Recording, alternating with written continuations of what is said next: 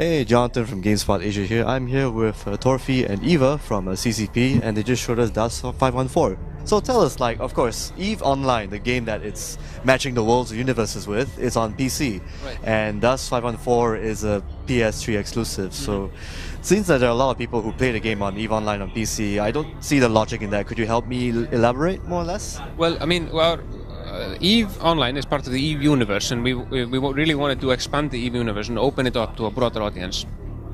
And to open it up to a radically new audience, we felt that going console would actually allow part of the gaming community, which previously hasn't really been able or kind of interested in playing EVE Online, to experience that universe. So it felt natural to go with the biggest console. Sony are a great partner. So that is kind of the reason why we chose PS3. So what actually makes a Dust 514? How do you get the concept of doing an FPS rather than following other genres? We are all fans of FPSs. We love playing things like Call of Duty and Battlefield and those games. And we've always wanted to, when flying around in EVE Online, you have these 60,000 planets, and there's nothing to do on them except some industry. And we've always wanted to go down on them. What does it look like? What are you going to do? What are you able to do? And we started thinking about it. Then it makes sense that you are fighting in mercenary wars, like ground-based warfare, really gritty, and the FPS genre just fits perfectly into it. So it's very much vehicle-based, but it's also running around as a character, capturing installations on the surfaces of planets, and it just felt natural kind of to do it, and then to take that gameplay and connect it directly into the EVE Online universe. Right now we're trying something out called Skirmish 2.0, which is an iteration of the old Skirmish game mode. We have added a bunch of weapons and modules for further customization. The controls for the dropships have been it's been made a lot more challenging to actually fly them, to make them more hardcore and feel difficult to play. So you actually need some effort into being a good pilot. We're also doing a lot with the vehicles, like the vehicle handling, the vehicle feel. So they're supposed to feel a lot better now. Corporations are coming in. Players can form corporations that even EVE players can join. So it will be the case where you can either join a corporation in EVE or create your own one in Dust and have EVE players actually join that. We also made huge improvements to the squad system. So now players are able to create squads and join battles together. So I understand the game itself, EVE Online, is pretty hardcore. It's been around for a long while.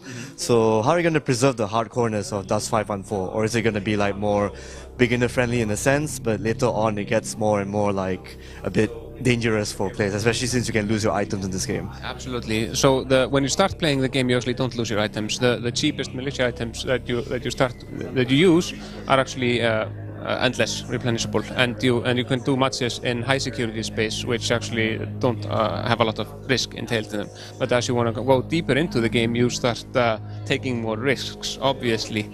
And Dust, well, Ivar can describe this better, but Dust actually borrows a very large chunk of design philosophy from the hardcore element of EVE Online and puts it there, available for the console crowd.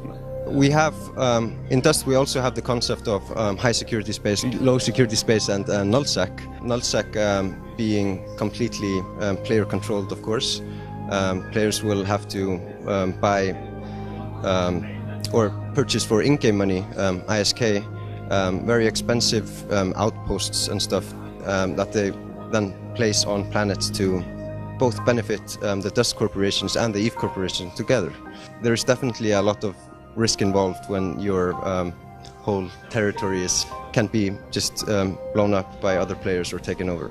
So with the game being free to play, what are the microtransaction options that players can buy with the money, the online money they can get? We have side grades of modules. So we have been very clear on that we aren't making a pay-to-win game. So it's basically based more on convenience. So it's shortcuts. So you don't have to spend as much time to actually gain access to the ORM items. We also have boosters that basically allow you to gain skill points a bit quicker. And we also have a thing called a universal voice transmitter, which allows you to directly communicate with EVE players through voice. Finally, will there be any esports thing you want to do for Dust 514? I think that's on our roadmap, both in terms of esports, but in EVE Online, since it is a single universe, and you have thousands upon thousands of people together in alliances fighting for the domination of the universe, playing the game is a sport in itself. You don't need to be at the top of a leaderboard when you can be at the top of the world.